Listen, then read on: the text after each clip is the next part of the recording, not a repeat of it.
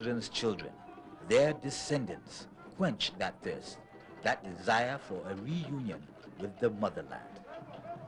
For those of us you left behind, this ceremony signifies our atonement for the abuse and your loss.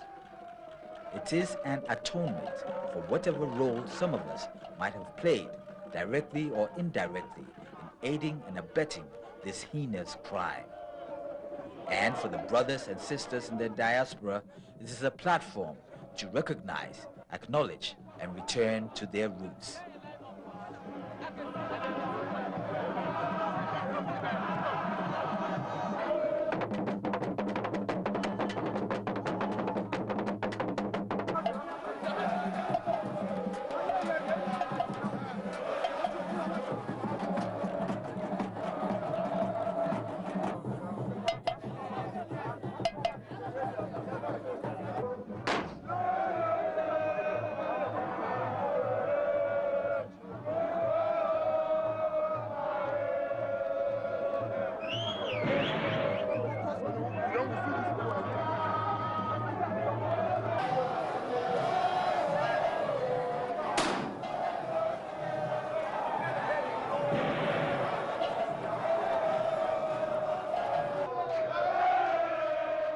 The myth of the door of no return has been broken. Now there is a door of return.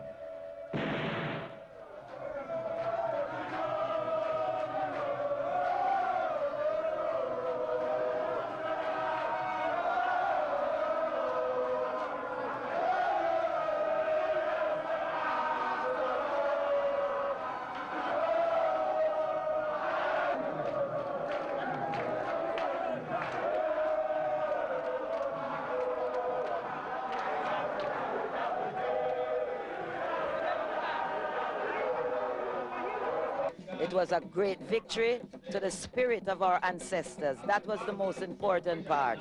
I think they have never get their rights, and it is good that their children in this time find to honor them and respect them and give them their full rights. And that was one of the totality of knowing that the victory has come, that even the bones reach back here to lay in its homeland. And that was a great spiritual and physical upliftment for the nation of black people throughout the world. So we dance with joy. We dance and trample upon the very floor where we were once oppressed and subjected to all kinds of inhumanity. We dance in a circle because we have now come full circle, and from now on we resolve to let that circle remain unbroken. Never again will we allow ourselves to be enslaved, either physically or mentally. And in all things, we give thanks and praises to the Almighty. Claim victory over all evil adversary thoughts that thought that this day would never come, that the children that had taken a journey would not return home. But we have returned home, and we are one family, one people, and one African family.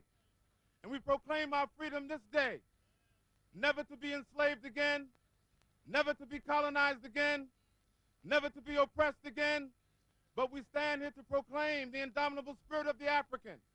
And we speak for generations of Africans who cried, who screamed, who lived, who died, who suffered. Most of all, we realize it was upon their shoulders and their experience that we here today testify of their victory and their strength. We are now on the last lap of this spiritual journey. The destination is Asin Manso. This will be the final resting place of the remains of the two ancestors.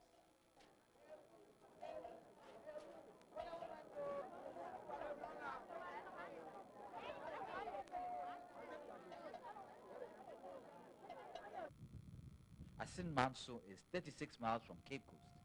On any ordinary day, Asin Manso appears deserted, although it has a population of about 4,000.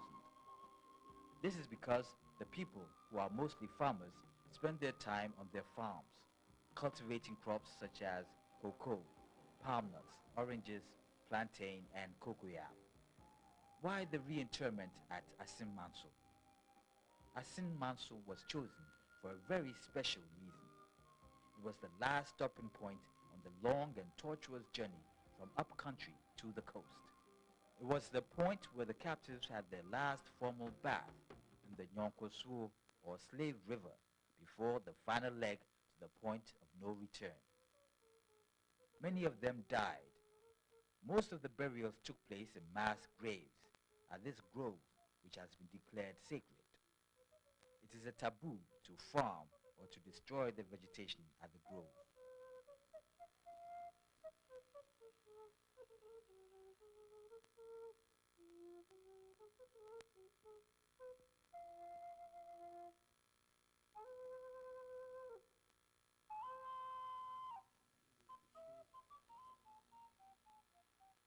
Running through the grove is the Nyonkoswo River, where the enslaved had their last bath on their motherland.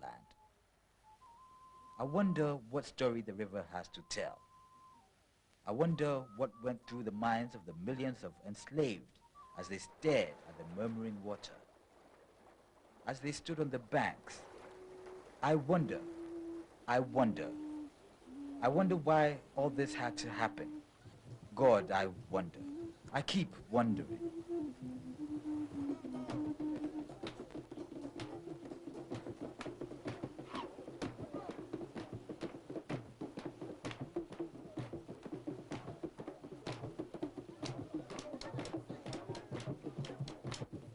For most Africans, especially those from the diaspora, this is a great moment, a never to be forgotten experience. To see, feel, smell, and wash in the very water where over 500 years ago their forebears had a last wash. It is a pilgrimage to discovering their roots and identity as Africans. John Carson and Crystal lie in state at Asin Manso.